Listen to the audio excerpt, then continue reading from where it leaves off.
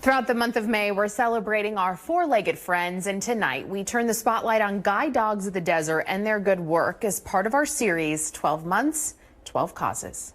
NBC Palm Springs partners with Royal Emerald Pharmaceuticals to bring you 12 Months, 12 Causes. My name is Jennifer Heggie.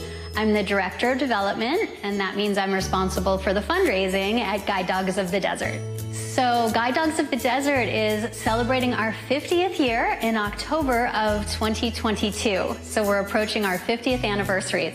When we were founded, it was just a little teeny tiny entity here located in the heart of the windmills. There was a gentleman named Bud Maynard who decided that the Coachella Valley needed assistance with placing guide dogs with visually impaired individuals. The Guide Dogs of the Desert is considered an essential business.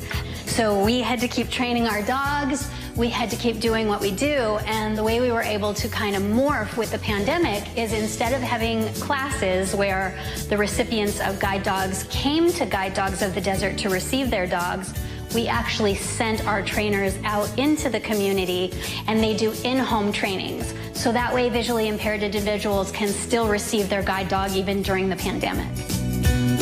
So I think the greatest need here at Guide Dogs of the Desert right now is volunteer puppy raisers. And those volunteer puppy raisers receive the dog from the time it's old enough to go home, and they keep it until it's 18 months of age.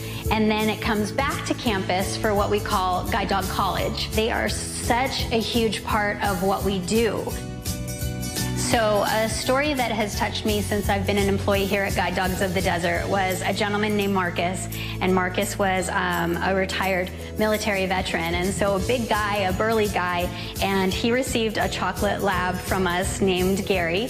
Marcus was walking with Gary, and the dog, Gary, stopped in the roadway, and Marcus was like, go ahead, and Gary wouldn't move. And it turned out that there was construction going on, and there was a pile of drywall in the roadway. It was the first time Marcus realized that he would have tripped and fallen if it weren't for the guide dog, and he dropped to his knees, and he hugged the dog, and he started crying. So the way the guide dogs improve the lives of visually impaired individuals is essentially life-changing. What we hear from our graduates is that they are able to do so much more than they could do before when they just had a cane.